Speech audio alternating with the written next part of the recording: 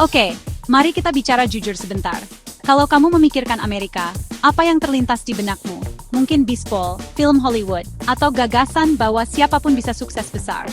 Selama beberapa dekade, gambaran Amerika cukup spesifik, seringkali digambarkan dengan warna-warna tertentu. Tapi gambaran itu sedang diperbarui secara serius, seperti remaster 4K, kalau bisa dibilang begitu. Negara ini selalu menjadi negara imigran, sebuah eksperimen besar, indah, kadang kacau dalam multikulturalisme. Ini adalah tempat di mana berbagai cerita, berbagai makanan, dan berbagai keyakinan seharusnya bersatu. Dan saat ini, salah satu cerita paling dinamis dan transformatif yang sedang ditulis adalah tentang Muslim Amerika.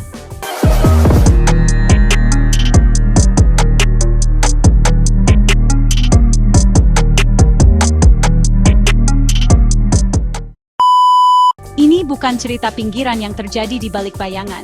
Ini terjadi di garis depan, terutama di hutan beton tempat impian terwujud, seperti New York City. Komunitas Muslim bukan lagi catatan kaki dalam kisah Amerika.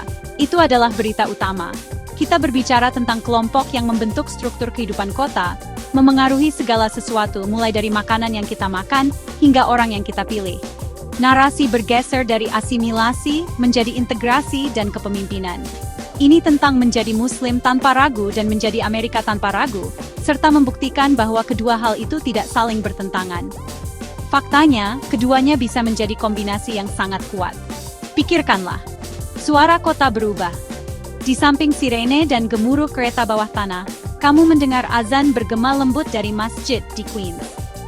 Bau kota juga berubah. Gerobak hotdog di sudut kini punya pesaing gerobak halal yang menyajikan ayam dengan nasi yang telah menjadi makanan pokok New York bagi semua orang, terlepas dari keyakinan mereka.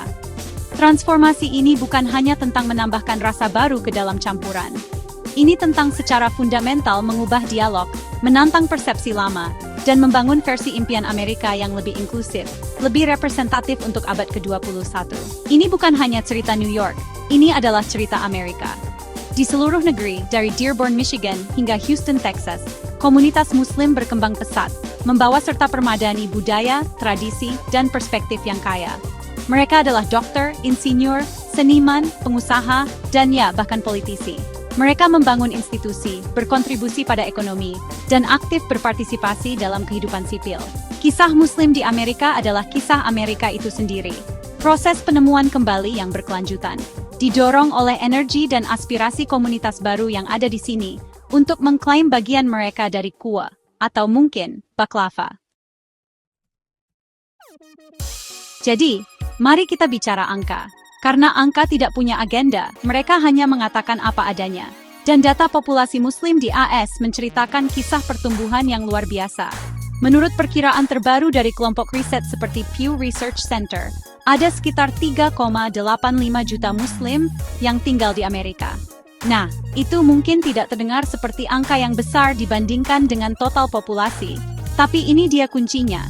Ini adalah salah satu kelompok agama dengan pertumbuhan tercepat di negara ini. Proyeksi menunjukkan bahwa pada tahun 2040, Muslim akan menjadi kelompok agama terbesar kedua di AS setelah Kristen. Itu bukan pergeseran kecil. Itu adalah gempa demografi. Jadi apa yang mendorong pertumbuhan pesat ini? Ini adalah cerita dua bagian. Pertama, ada imigrasi. Selama beberapa dekade, orang-orang datang dari seluruh dunia, Asia Selatan, Timur Tengah, Afrika, Asia Tenggara, membawa keyakinan mereka. Mereka datang mencari pendidikan, kesempatan, dan kebebasan. Dan mereka membangun komunitas dari nol. Faktor kedua dan semakin penting adalah apa yang saya sebut efek lokal. Kita berbicara tentang Muslim kelahiran Amerika, anak-anak dan cucu-cucu imigran tersebut. Mereka adalah bagian besar dari pertumbuhan, dan karena populasi Muslim rata-rata lebih muda dari populasi umum, mereka memiliki tingkat kelahiran yang lebih tinggi. Ini matematika sederhana. Ini bukan hanya tentang angka yang meningkat di grafik. Ini tentang kehadiran yang berkembang yang menjadi lebih terlihat dan lebih terintegrasi ke dalam arus utama Amerika. New York City adalah pusat fenomena ini. Dengan perkiraan populasi Muslim hampir 800.000, ini adalah rumah bagi salah satu komunitas Muslim paling beragam di planet ini. Berjalanlah melalui lingkungan seperti Jackson Heights di Queens, atau Bay Ridge di Brooklyn, dan kamu akan melihatnya. Kamu akan menemukan masjid di samping toko kelontong, tukang daging halal di samping binatu, dan sekolah Islam yang berkembang pesat. Ini bukan lingkungan Muslim yang terisolasi. Ini adalah lingkungan Amerika, di mana Islam adalah bagian yang terlihat dan integral. Keberagaman dalam komunitas ini sangat mencengangkan.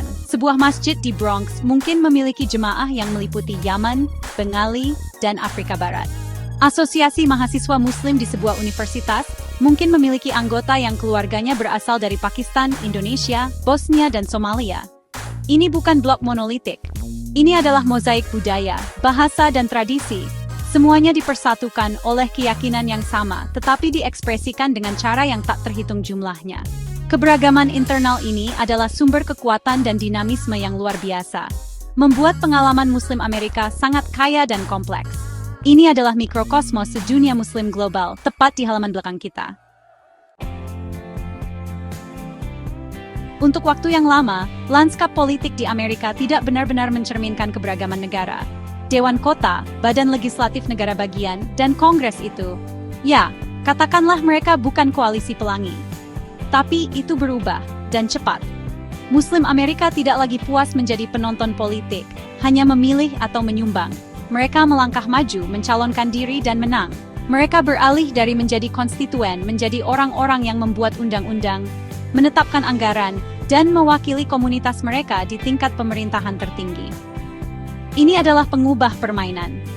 Lihatlah New York, kota yang menjadi lokasi begitu banyak penderitaan dan kecurigaan bagi Muslim pasca 9/11, kini menjadi tempat di mana para pemimpin Muslim membuat sejarah. Ambil contoh Shahana Hanif, wanita Muslim pertama yang terpilih menjadi anggota Dewan Kota New York. Dia adalah putri bangga imigran Bangladesh dari Brooklyn, dan dia bukan hanya simbol. Dia adalah pembela yang gigih untuk komunitasnya, memperjuangkan hal-hal seperti perumahan yang lebih baik, akses bahasa, dan perlindungan pekerja. Kemenangannya bukan hanya kemenangan bagi Muslim, itu adalah kemenangan bagi jenis politik baru, yang berakar pada pengorganisasian komunitas, dan nilai-nilai progresif yang tanpa ragu. Dan bukan hanya dia, di seluruh wilayah New York dan negara, gelombang baru pejabat publik Muslim sedang bangkit. Orang-orang seperti Abdullah Hamid, wali kota Dearborn, Michigan, atau anggota dan legislatif negara bagian dari Minnesota hingga Virginia. Mereka mendobrak batasan dan menunjukkan kepada Muslim Amerika muda bahwa karier di layanan publik itu mungkin. Mereka membuktikan bahwa kamu bisa mempertahankan keyakinan dan warisanmu sambil melayani semua orang di distrikmu, terlepas dari latar belakang mereka. Mereka membangun koalisi, terhubung dengan pemilih dalam masalah sehari-hari, dan menunjukkan bahwa identitas mereka adalah aset, bukan kewajiban. Kebangkitan politik ini memiliki dampak nyata dan konkret. Ketika kamu memiliki pejabat Muslim di ruangan tempat keputusan dibuat, kamu mendapatkan kebijakan yang lebih baik. Kamu mendapatkan pemerintah yang memahami kebutuhan semua warganya. Itulah mengapa Sekolah Umum New York City sekarang mengakui Idul Fitri dan Idul Adha sebagai hari libur resmi. Itu tidak terjadi secara kebetulan.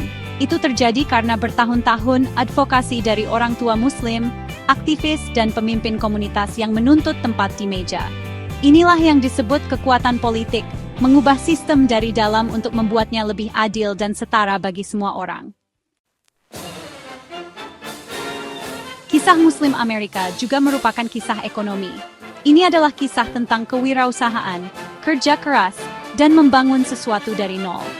Pergi ke kota besar manapun, dan kamu akan melihat jejak ekonomi komunitas Muslim. Kita berbicara tentang segala sesuatu mulai dari gerobak halal di sudut, yang telah menjadi bagian ikonik dari budaya makanan New York, hingga startup teknologi di Silicon Valley yang didirikan oleh inovator Muslim. Muslim Amerika menyumbangkan miliaran dolar ke ekonomi sebagai konsumen, dan mereka juga menciptakan lapangan kerja, membuka bisnis, dan merevitalisasi distrik komersial di lingkungan yang dulunya terabaikan. Pusat-pusat ekonomi ini seringkali berpusat di sekitar institusi komunitas, dengan masjid memainkan peran sentral. Masjid lebih dari sekadar tempat salat. Ini adalah pusat komunitas, pusat sosial, tempat untuk pendidikan, dan sumber dukungan. Disinilah imigran baru dapat menemukan jaringan, di mana anak-anak dapat menghadiri sekolah akhir pekan untuk belajar tentang agama dan budaya mereka, dan di mana keluarga berkumpul untuk perayaan dan hari libur. Di kota-kota seperti New York, Masjid adalah ruang multietnis yang semarak yang mencerminkan keragaman luar biasa dunia Muslim. Mereka adalah jangkar yang memberikan stabilitas dan rasa memiliki di lingkungan perkotaan yang serba cepat. Di sekitar masjid-masjid ini, seluruh ekosistem perdagangan dan budaya bermunculan. Kamu akan menemukan toko daging halal yang memastikan keluarga dapat mengikuti hukum diet mereka. Kamu akan melihat toko roti yang menjual manisan dari Timur Tengah dan Asia Selatan. Ada toko pakaian yang menawarkan mode sederhana, toko buku yang penuh dengan literatur Islam, dan agen perjalanan yang berspesialisasi dalam ziarah haji dan umrah. Bisnis-bisnis ini tidak hanya melayani komunitas Muslim, mereka memperkaya seluruh kota, menawarkan kesempatan kepada semua orang untuk mengalami berbagai budaya dan rasa. Mereka adalah bukti dorongan komunitas untuk membangun kehidupan di Amerika yang modern dan setia. Tapi mari kita jujur, itu tidak selalu berjalan mulus. Membangun kehidupan ini datang dengan tantangannya sendiri. Komunitas Muslim masih menghadapi rintangan signifikan, mulai dari menavigasi undang-undang zonasi untuk membangun masjid baru, hingga menghadapi ancaman Islamofobia yang konstan. Pemilik bisnis dapat menghadapi diskriminasi, dan komunitas secara keseluruhan sering menjadi sasaran pengawasan dan kecurigaan yang tidak adil. Terlepas dari rintangan ini, ketahanan mereka luar biasa. Mereka terus membangun, berinvestasi, dan menciptakan ruang di mana keluarga mereka dapat berkembang, membuktikan bahwa komitmen mereka terhadap impian Amerika, mereka tidak tergoyahkan. Ada generasi baru di kancah, dan mereka mengubah segalanya. Kita berbicara tentang Muslim Amerika generasi kedua. Anak-anak yang tumbuh besar menavigasi dua dunia. Mereka bisa beralih kode antara bahasa asli orang tua mereka dan bahasa Inggris yang sempurna. Mereka menyukai hip-hop sebanyak mereka menyukai nasyid. Dan mereka memahami nuansa budaya baik warisan mereka maupun masyarakat Amerika. Generasi ini tidak hanya mewarisi institusi yang dibangun orang tua mereka. Mereka menciptakannya kembali. Mereka memimpin di setiap bidang yang bisa dibayangkan, mulai dari seni dan budaya hingga aktivisme dan teknologi. Generasi ini adalah penduduk asli digital dan paham media. Mereka tumbuh dengan melihat komunitas mereka disalahartikan dalam film dan berita, dan mereka tidak akan membiarkannya lagi. Mereka menggunakan media sosial, podcast, dan YouTube untuk menceritakan kisah mereka sendiri, dengan suara mereka sendiri. Mereka menciptakan konten yang cerdas, lucu, dan otentik, menantang stereotip dengan setiap postingan dan setiap video. Mereka adalah seniman yang menciptakan mural yang merayakan identitas mereka, pembuat film yang memproduksi dokumenter yang menunjukkan realitas kehidupan mereka, dan komedian yang menggunakan humor untuk mendobrak batasan dan mengungkap prasangka. Dalam dunia profesional, mereka mencapai ketinggian baru. Mereka adalah dokter di rumah sakit kita, pengacara yang memperjuangkan hak-hak sipil, dan insinyur di garis depan inovasi. Mereka tidak hanya memasuki bidang-bidang ini, mereka unggul di dalamnya. Mereka membawa perspektif unik yang dibentuk oleh didikan bikultural mereka, yang merupakan aset besar di dunia kita yang semakin mengglobal. Mereka memahami pentingnya keberagaman dan inklusi bukan hanya sebagai kata-kata mutiara, tetapi sebagai pengalaman hidup. Mereka mendorong tempat kerja dan industri mereka untuk menjadi lebih representatif dan lebih adil, menjadikannya lebih baik untuk semua orang. Penjaga baru ini juga berada di garis depan aktivisme sosial dan politik. Mereka sangat terlibat dalam isu-isu utama zaman kita, mulai dari keadilan rasial dan perubahan iklim hingga reformasi imigrasi. Mereka melihat iman mereka sebagai sumber inspirasi untuk aktivisme mereka, menarik prinsip-prinsip Islam tentang keadilan, kasih sayang, dan pelayanan masyarakat. Mereka membangun koalisi dengan kelompok minoritas lainnya, mengakui bahwa perjuangan untuk keadilan adalah perjuangan bersama. Generasi ini tidak meminta izin untuk memimpin. Mereka melangkah maju dan membentuk masa depan di mana menjadi Muslim Amerika bukanlah komplikasi, tetapi bagian inti dari kekuatan bangsa. Jadi apa artinya semua ini bagi Amerika? Ini berarti gagasan lama tentang wadah peleburan, di mana setiap orang seharusnya melebur menjadi satu identitas seragam, sudah ketinggalan zaman. Sudah waktunya untuk metafora baru, mungkin mangkuk salad atau mozaik, di mana setiap bagian mempertahankan identitas uniknya, sambil berkontribusi pada keseluruhan yang indah dan kompleks. Kisah Muslim di Amerika adalah penegasan kuat dari realitas baru ini. Ini menunjukkan bahwa kamu bisa sangat berkomitmen pada iman dan warisanmu, sambil juga menjadi warga negara Amerika yang sepenuhnya terlibat dan patriotik. Keduanya tidak bertentangan, mereka saling menguatkan. Kehadiran dan pengaruh komunitas Muslim yang berkembang adalah ujian stres bagi demokrasi Amerika, dan ini adalah ujian yang dibutuhkan negara. Ini memaksa kita untuk menghadapi prasangka kita sendiri, dan untuk hidup sesuai dengan cita-cita pendiri kita tentang kebebasan beragama dan kesetaraan untuk semua. Ketika pemerintah kota secara resmi mengakui Hari Raya Islam, itu bukan hanya isyarat yang baik untuk Muslim, itu adalah deklarasi bahwa kota itu milik semua orang. Ketika seorang wanita Muslim terpilih menjadi pejabat publik, itu mengirimkan pesan kepada setiap gadis kecil, terlepas dari latar belakangnya, bahwa dia juga bisa memimpin. Beginilah cara demokrasi menjadi lebih kuat. Tentu saja, tantangan tetap sangat nyata. Islamofobia, yang dipicu oleh retorika politik dan stereotip media, terus menjadi awan gelap. Diskriminasi dalam perumahan, pekerjaan, dan penegakan hukum adalah realitas hidup bagi banyak orang. Tetapi jawaban untuk kebencian dan kecurigaan ini bukanlah mundur. Jawabannya, seperti yang dibuktikan oleh komunitas Muslim Amerika setiap hari, adalah lebih banyak keterlibatan, lebih banyak visibilitas, dan lebih banyak pembangunan jembatan. Ini tentang muncul di setiap sudut kehidupan Amerika, di sekolah kita, ruang rapat kita, balai kota kita, dan menunjukkan nilai yang dibawa oleh komunitas. Pada akhirnya, transformasi yang didorong oleh Muslim Amerika adalah pembaruan janji Amerika. Ini adalah kisah tentang bagaimana sebuah bangsa dapat diperkaya, bukan terancam oleh keberagaman. Energi, budaya, iman, dan keterlibatan sipil Muslim bukanlah cerita terpisah. Paralel, mereka sekarang terjalin dalam inti masyarakat Amerika, terutama di pusat-pusat kota besar kita. Masa depan Amerika bukan tentang menghapus perbedaan kita, tetapi tentang merayakannya. Ini tentang mengakui bahwa identitas kita yang beragam adalah sumber kekuatan kolektif kita, menjadikan bangsa ini lebih bersemangat, lebih tangguh, dan lebih jujur pada dirinya sendiri.